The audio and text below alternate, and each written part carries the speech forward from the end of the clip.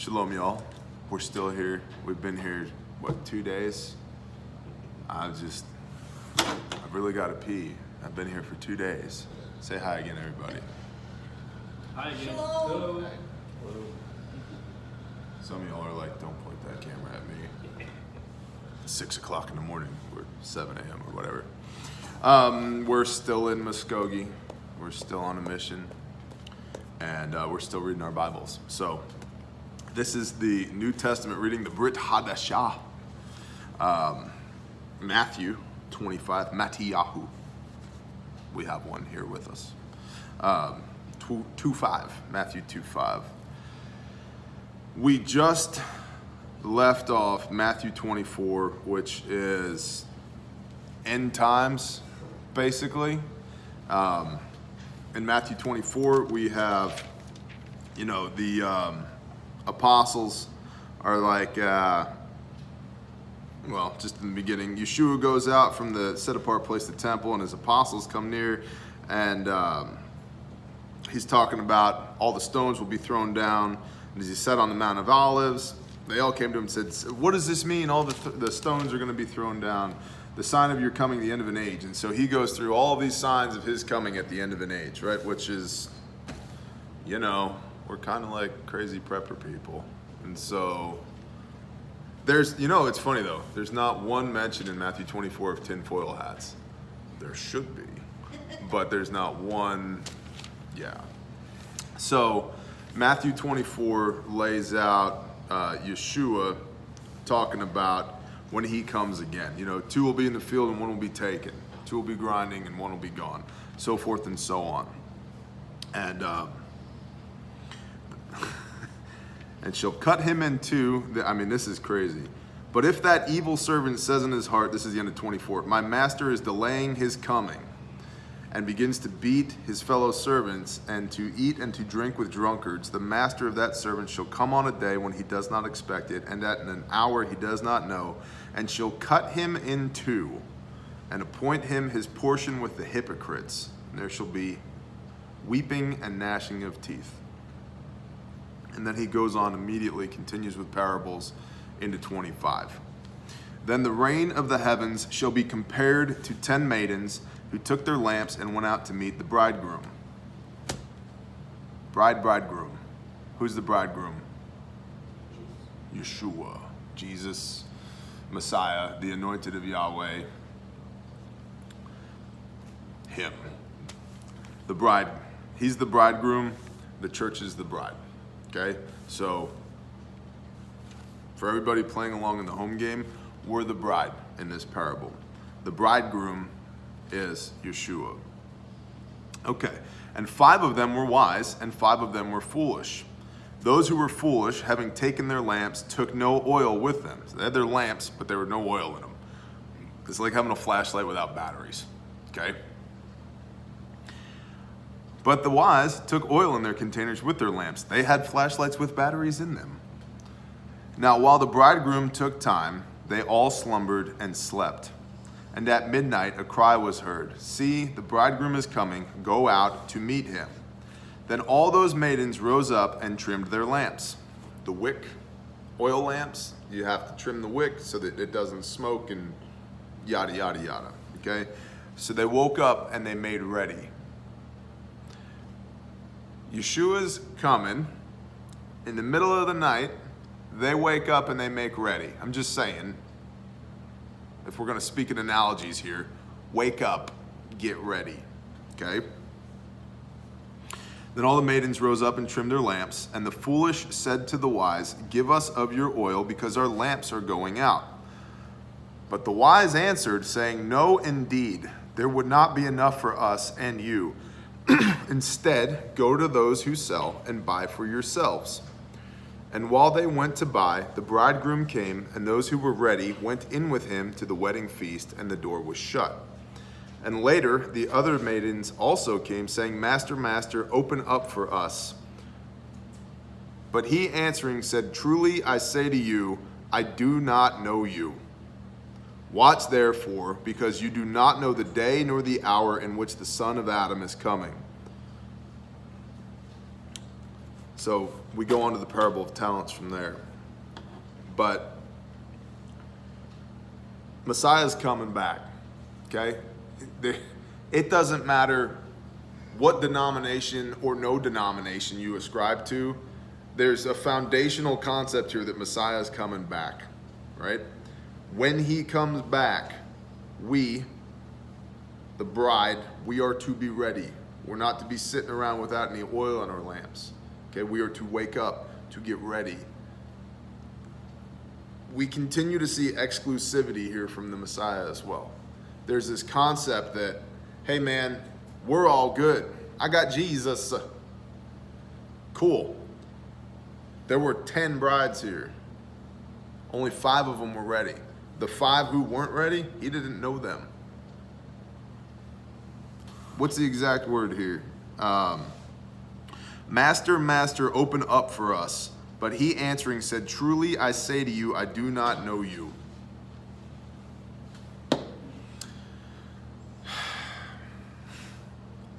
I could spend about an hour and a half right there. I'm not gonna, because we have a house to remodel today. But just suffice it to say, if you believe Messiah's coming back, act like it, wake up, put oil in your lamp, metaphorically speaking, trim your wick, be ready, make provision so that when he does show, you're not left behind, okay? They did not enter into the marriage ceremony. Half of these people who believed that they were the bride did not enter into the marriage ceremony. That is not me saying that. That is the Bible saying that. New Testament, book of Matthew, chapter 25, okay? All right. Watch therefore, because you do not know the day nor the hour in which the Son of Adam is coming. For it is like a man going from home, who called his own servants and delivered his possessions to them. And to one he gave 5 talents. Does anybody know how much a talent is? If I had more sleep, I could probably do that. That's a good answer. Sorry, y'all playing along at the home game. The porta potty guy just called. So we'll have potties on site now. Because when you got a poo and you got no potty, you have a problem. So.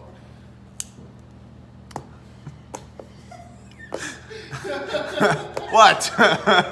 So anyway, as we were saying, praise y'all, we got potties. All right. A talent. Does anybody know how much a talent is? It is not a small amount. We tend to think of a talent as like maybe like a silver round, like a silver eagle or something like that. It's 79.6 pounds. It's not a small amount. It's a bar of gold, a bar of silver. It's not like a dime or two. It's a significant amount of wealth, okay?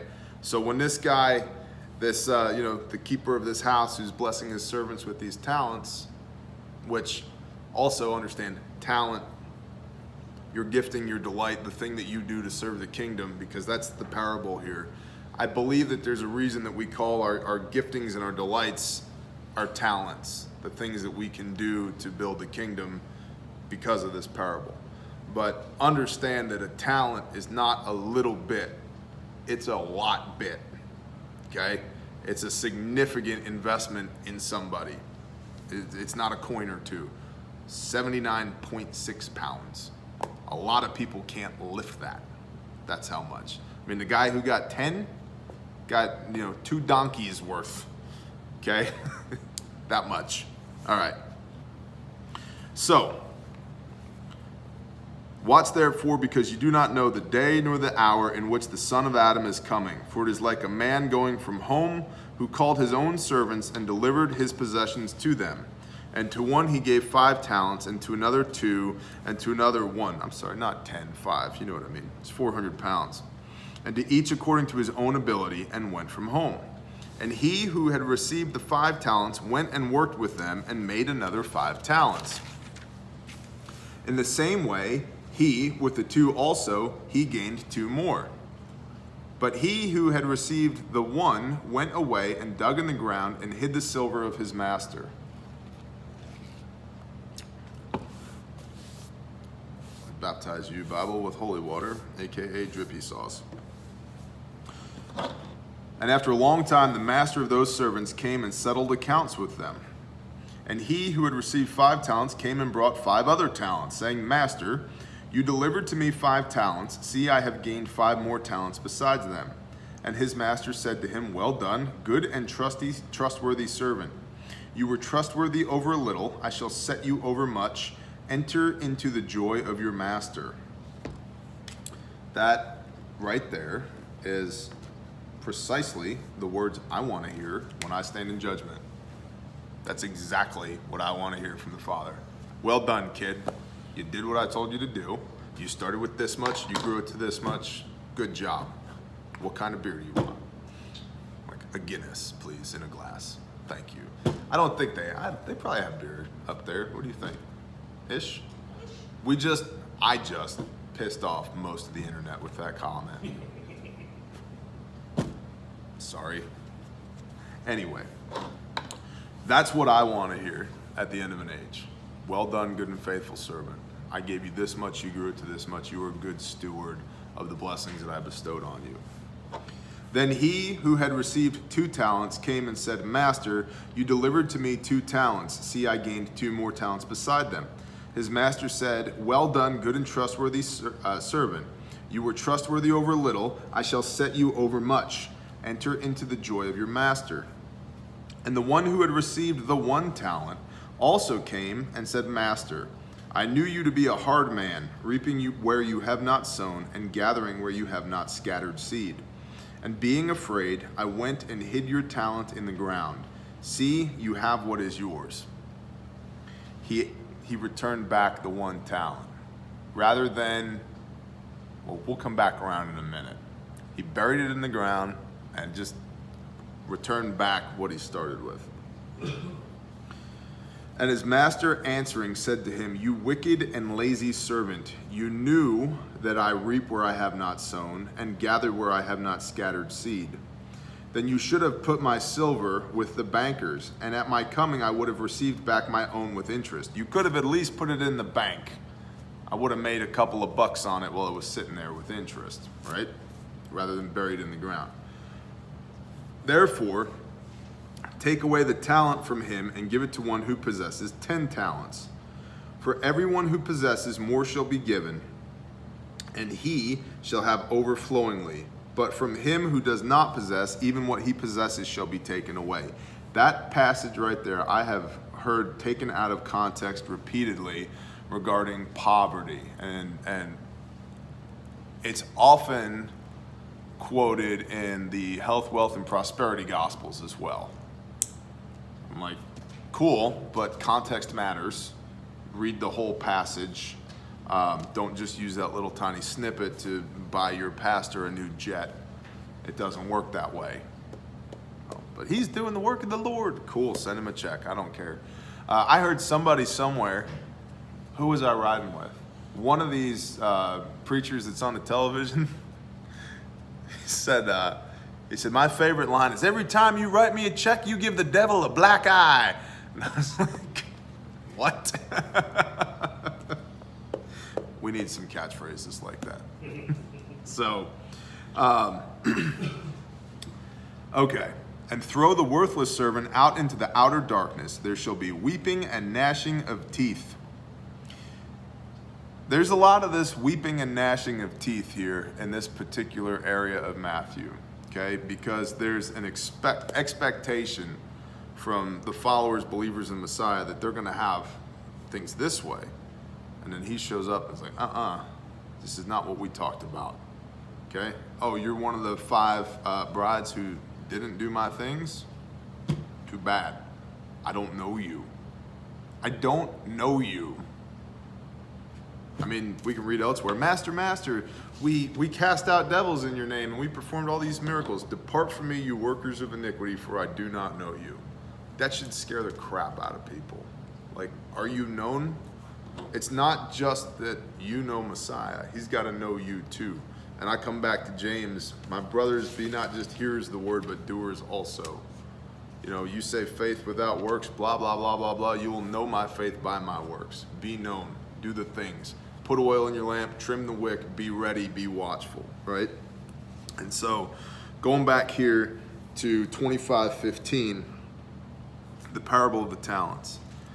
The first guy gets 5, and he goes out and worked with them. And he who had received the 5 talents went and worked with them and made another 5 talents. Went and worked with them.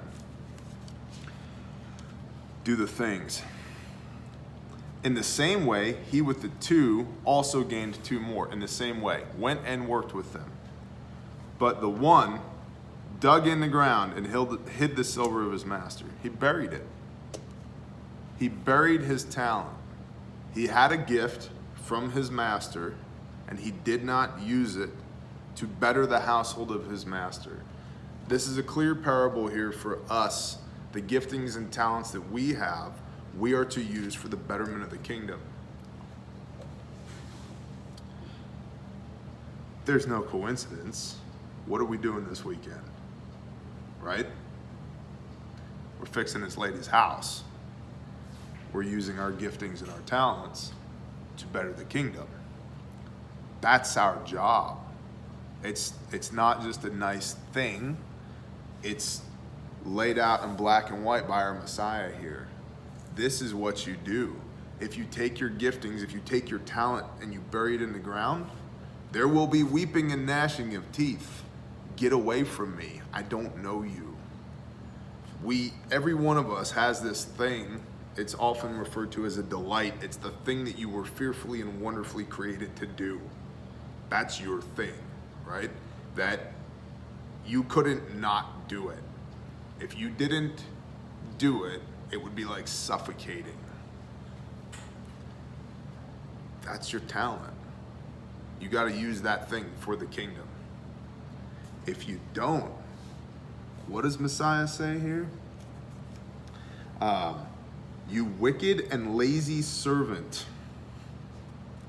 Therefore, take away the talent from him and give it to the one who possesses 10 talents. For everyone who possesses, comma, more shall be given, and he shall have overflowingly. If you use your talents for the kingdom, if you use what you possess, you will have more overflowingly. What's happened already this weekend? We got a roof, paid for. Hey, we need drywall, paid for. Hey, we need materials from Lowe's. They're like cost plus 8%. Handled. Everything we need, we get when we need it. We need a place to sleep. Hey, here's a church. Come on with it. You know, like bang, bang, bang, bang, bang. You use your talent for the kingdom. You do the things that Messiah has set forth for you to do, using your gifting, your delight, that thing that fully switches you on, and it just grows. You start with 5 and you get 10. And then now you have 10. To he that has 10, even more will be given if you continue to step out in faith and use your gifts and your talents. If you don't, Messiah's like, get the hell away from me. I don't know you. Why did I trust you with this gift in the first place? Why did I give you this talent in the first place if you're not going to use it? You just hid it in the ground. It's the same, it's much like you don't light a lamp and put it underneath a basket. It's the same instruction. Why would I give you this so that you could squander it? I'm going to take it from you and give it to somebody else, right? So that's what's going on here in this parable. Whatever that thing is that at the beginning of an age, you were fearfully and wonderfully created in the image of your Creator to do this thing, to take your rightful place on this battlefield of life, to serve His kingdom. If you are burying that talent, that gift in the ground rather than using it for the kingdom, Messiah doesn't want to know you because you're not doing the thing that you were sent here to this physical proving ground of life to do in the first place, right? So step up onto the battlefield, fix your feet firmly onto the ground, chest out, put the armor on, and just go swing your axe. Whatever that axe looks like. That's the point of this. This speaks fully to a sense of purpose. This is why we're here. Whatever the here may be, whatever the context may be, for us this weekend, it's to do this thing, right? There's no coincidence. There's no coincidence. The last mission we did, what was the reading? Leviticus 11. There's no, it's just, I don't know about all that God stuff. It's like, boy, I sure do, because things just keep happening. They just keep happening. I mean, they just keep happening. And so, to he who can be trusted will at the little, much will be given. You start using that talent now to do these things now, and the Father just blesses that and grows that. You know, we were talking, I think it was me and Brother Alex were talking yesterday on the ride over here to scope this place out. People say, well, I can't hear the voice of the Father on this big thing in my life. I'm like, yeah, but do you hear the voice of the Father? We were talking about this at lunch yesterday too. Do you hear the voice of the Father in the little things? Are you paying attention in the little things? Are you stepping forward in faith in the little things? Are you learning what his voice sounds like when he says, Tuesday morning at 5 a.m., I don't know why I'm awake, pray, read your Bible, whatever, seek my face. If you're doing that in the little things, if you're trusting him with the little things, then he will speak to you on the big things. He will trust you with the big things.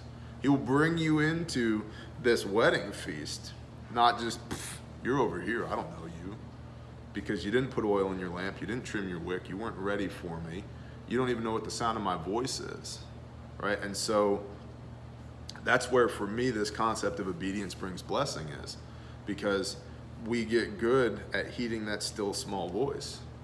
When the voices go over there and talk to that person, and next thing you know, it's like you just literally met an angel, a messenger of Yah.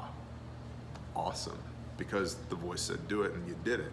And you learn to flex that obedience muscle, and the more you flex that obedience muscle, the more blessings rain down, so you can use those blessings to employ your talent to grow it for the kingdom, and the whole thing spirals out of control. Next thing you know, you got a ministry. How did that happen, right? So I realize I'm on a rant here, and I apologize, but I just think it's super cool that the Father arranged for us to be in Matthew 25 this morning. I think that's awesome. And the concept here is use what God gave you for the betterment of the kingdom. If you squander it, Messiah doesn't want to know you. You lazy and wicked servant.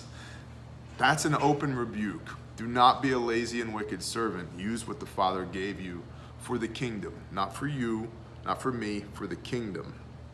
Okay. And throw the worthless servant, this is 30, out into the outer darkness. There shall be weeping and gnashing of teeth. And when the Son of Adam comes in his esteem, and all the set apart messengers, the angels are with him, then he shall sit on the throne of his esteem. And all the nations shall be gathered before him, and he shall separate them one from another, as a shepherd separates his sheep from the goats. Sheep one way? Yeah, it literally just says it right here. And he shall set the sheep on his right hand and the goats on his left. And then the sovereign, the king, shall say to those on his right hand, Come, you blessed of my Father, inherit the reign prepared for you from the foundation of the world. Come, you blessed of my Father, inherit the reign prepared for you from the foundation of the world. For I was hungry, and you gave me food. I was thirsty, and you gave me drink. I was a stranger, and you took me in. I was naked, and you clothed me. I was sick, and you visited me. I was in prison, and you came for me. What are we doing this weekend? Then the righteous. What is righteousness? I will show you with your Bible what righteousness is. Y'all don't have to flip, but I'm gonna. End of Genesis 6. Because I hear this all the time. Well, what's righteousness? I don't know what righteousness is. Genesis 6:22, the last verse. And Noah did according to all that Elohim commanded him, so he did. And Yahweh said to Noah, Come into the ark, you and all your household, because I have seen that you are righteous before me in this generation. Righteousness is doing what the Father tells you to do. What did Messiah just say? Do what I tell you to do. Use your dang talents for me, kid. Like, that's how he talks to me. Although he oftentimes says a lot of bad words to me that I can't say on the internet because he speaks to you in languages that you can understand, and I understand loud bad words. So that. But righteousness, okay? Then the righteous shall answer him, saying, Master, when did we see you hungry, and we fed you, or thirsty, and gave you drink? And when did we see you a stranger and took you in naked or clothed you? And when did we see you sick or in prison and we came to you? And the sovereign, the king, shall answer and say to them, Truly I say to you, insofar as you did it to one of the least of these, my brothers, you did it to me. He then shall also say to those on the left hand, Go away from me, accursed ones, into the everlasting fire prepared for the devil and his messengers.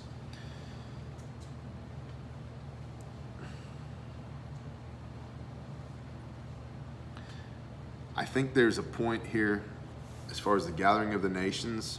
He gathers all the nations before him, and he shall separate them from one another as a shepherd separates his sheep from his goats. These are Messiah's people that he's gathering. Now we know at the end of an age, the entire world gets judged. He's separating his sheep from his goats. Sheep and goats were commingled. As far as, in fact, you should research what a geep is. Yeah, it is possible. A goat sheep, they're weird. Don't look at me like that, Stephen. I didn't make it up. They're weird. But this is his flock, and he's separating his flock. And the sheep go this way, and the goats go this way. Goats are known to be headstrong. They don't listen. They don't obey. They're constantly trying to run away. You know how you make an enclosure goat proof? You make it toddler proof. Not kidding. The goats are headstrong. They do what they want to do. The sheep, they hear their master's voice and they come to him. He's taking his people and dividing his people. His people. And he shall also say to those on the left hand, Go away from me, accursed ones, into the everlasting fire prepared for the devil and his messengers. For I was hungry, and you gave me no food. I was thirsty, and you gave me no drink. I was a stranger, and you did not take me in. Was naked, and you did not clothe me. Sick and in prison, and you did not visit me.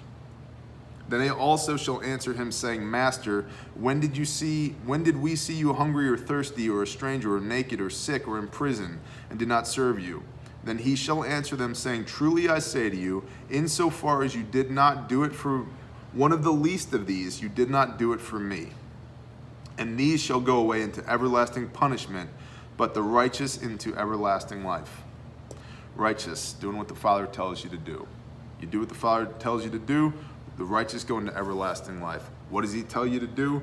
He just told us, use your talent for the good of the kingdom. How do we use that? Right here. Are you hungry or thirsty? Or are you a stranger? Are you naked? Are you in prison? Meet these needs. Use your talents to meet these needs, because if you meet these needs for the least of these, you have met these needs for Messiah, right? He's constantly telling us, forsake not the widow or the orphan, okay? Who are we working for this weekend? A single mom, okay?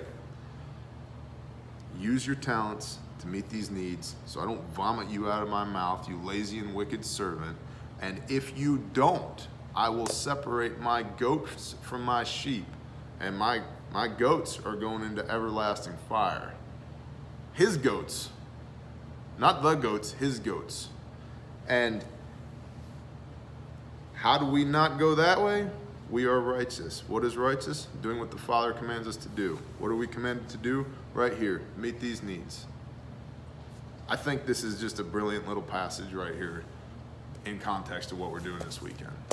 So, yeah, no coincidence. Do what the Father tells you to do. I feel like a cat with one of those laser pointers when I do this. Do what the Father tells you to do. Do the conviction of your heart, and use your talents and giftings to serve the kingdom. Because if you don't, it's noted, and it has everlasting ramifications.